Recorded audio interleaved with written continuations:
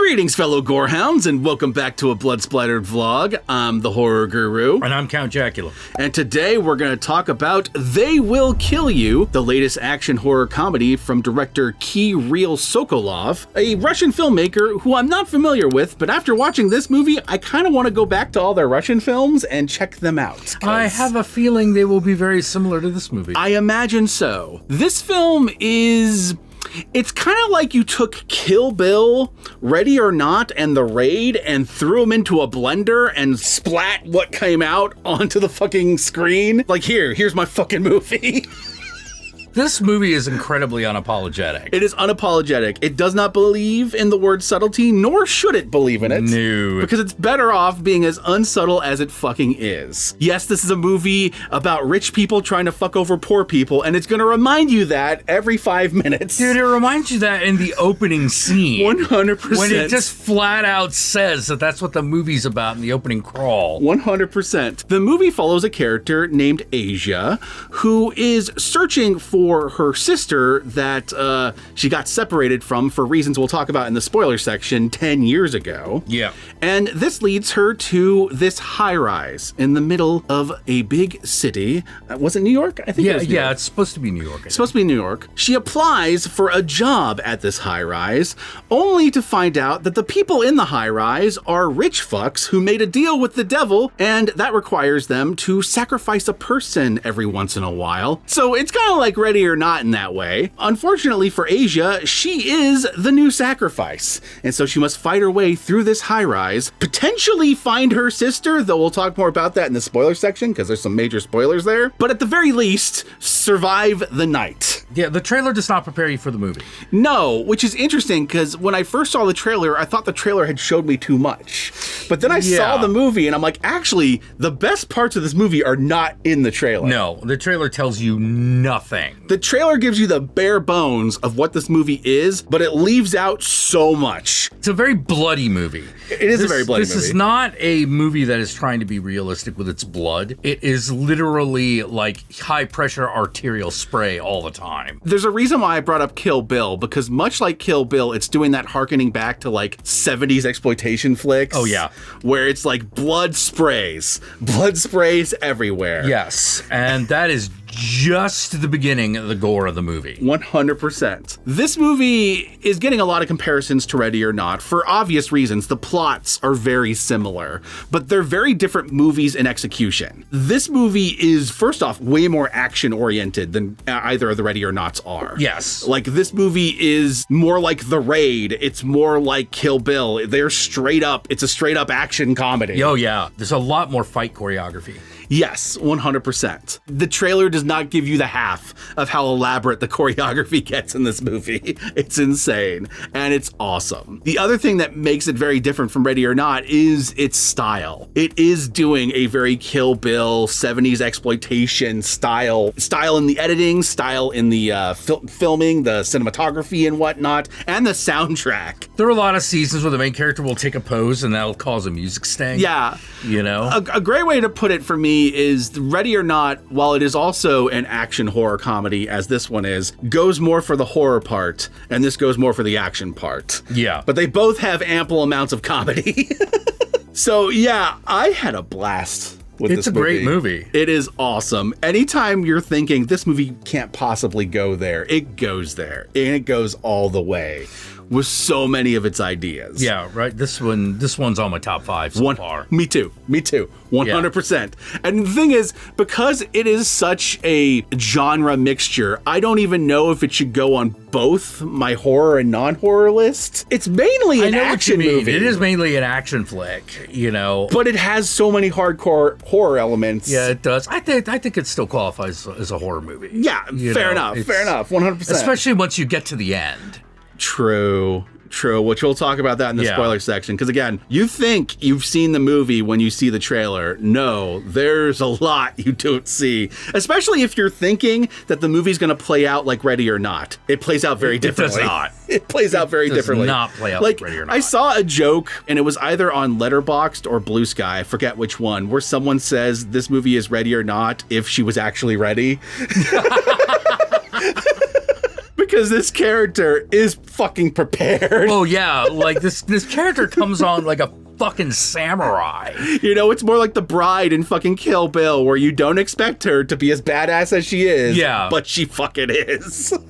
Another difference between this and Ready or Not, at least Ready or Not 1, Ready or Not 2 expands this, but in Ready or Not 1, it isn't just one family stalking her. Right. It's everyone in this high rise, which is just an entire building of rich people. So there's a full-on like cult that comes after her at one point, and she's like fighting them like it's the fucking raid, and like a bunch of people are just pouring in, and she's like got like a flaming axe and is decapitating them and setting them on fire every time she hits them, and doing some cool choreographed moves like fucking kicking a table to like disguise her movements before she chops their heads off. It's fucking great. I actually found myself going, like, in the scene where she has the fiery axe, I did find myself going, all right, how much of this is CGI and how much of this is practical? There's a solid mix of practical and CGI in that sequence, because sometimes you can very much tell that the fire is CGI. Yeah, but sometimes it's not. But sometimes it's not. Sometimes it's an actual fire effect. And you can also tell that sometimes, like, someone's on a wire. Yeah. And sometimes they're kind of CGI'd in for, like, impacts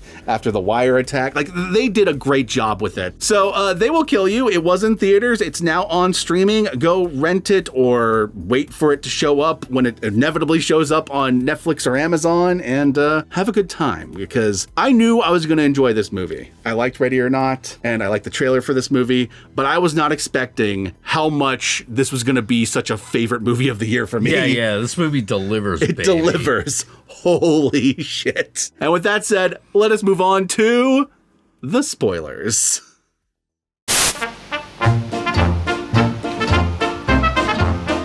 A lot of the gore surrounds the fact that everyone who's trying to kill her is immortal. Yeah. They're not invulnerable. They will just resurrect. She can hurt them. She can burn them. She can kill them. She can maim them. She can dismember them. She can dismember them, but they will come back together like the fucking T-1000. Yeah.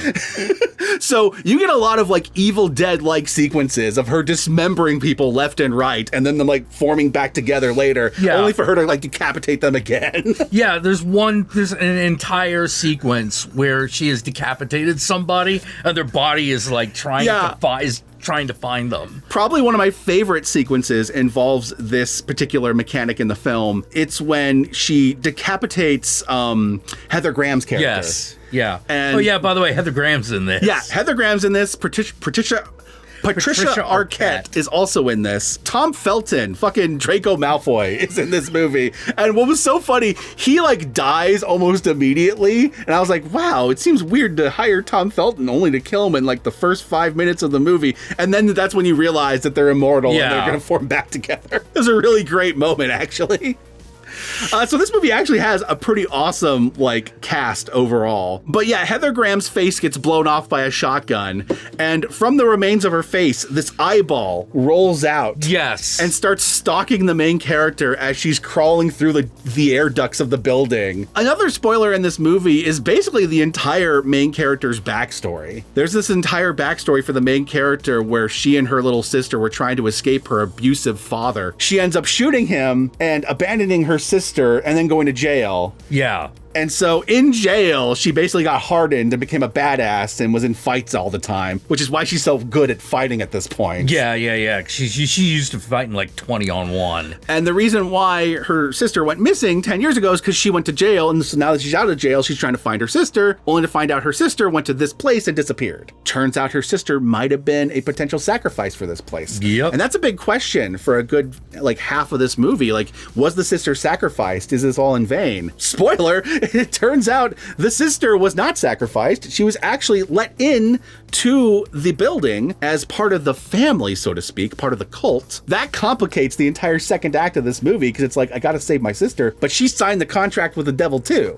Yeah. If I escape with her, she's gonna die, so how are we gonna get out of this? Yeah. And for a huge chunk of the movie, you don't know how they're gonna deal with this until you get to the third act. Till you get to the third act, which goes completely apeshit. I love the third act act of this movie. The third act starts, they got her in the basement where they present her in front of their fucking Lord of the Flies pig head that gets possessed by a demon and starts talking. It's a fucking pig. It's a CGI pig head. Its entrails are being used as arms and shit, and it's fucking talking and telling them to like, oh, you betrayed me, kill yourself, or kill your husband, or whatnot. It's fucking great. And later on, that pig head ends up possessing a person, like taking over their body and sword fighting the main character. Yeah. Asia, our main character, is supposed to be the sacrifice her sister uses to officially become one with the family. Become one with the family, become immortal. That's the other twists. She is supposed to be her sister's sacrifice. Now, it wasn't supposed to be her specifically. It's supposed to be the person whose name she took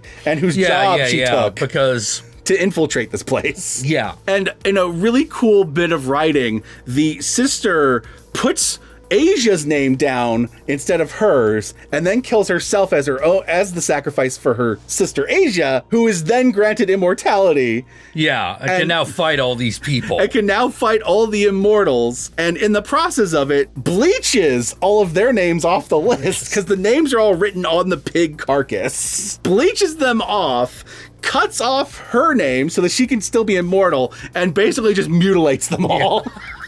And writes her sister's name on the contract, because their name, you could literally just change like 2 letters. Right. So her sister resurrects from the dead, is now immortal. They're both alive, and they drive off, you know? The day is saved. It's a fun movie. It's a great time. Yeah. One of the best fucking action horror movies since like Blade, you know? Oh, yeah. It's fucking great. Y'all know me, I'm the Horror Guru. You can find me at the Horror Guru on various social media platforms, but these days, I primarily use Blue Sky, so follow me on there. Be sure to like, comment, and subscribe, and don't forget to ring that notification bell so you're notified of my videos immediately upon their upload. And if you'd like to help out either of us more directly, be sure to check out our Patreon pages, and remember, if you decide to go the Patreon route, even $1 a month can go a long way, but we will certainly accept more. And if you made it this far into the video, then I want you to comment below, and be sure to comment below using the hashtag going ham, because the last act of this movie literally goes ham. Use that hashtag, work it into your comment below, and that way I know, that way Jack knows, that way the whole world knows that you know how hard this final act goes. And with that said, my fellow Gorehounds, peace out, and we'll catch y'all later.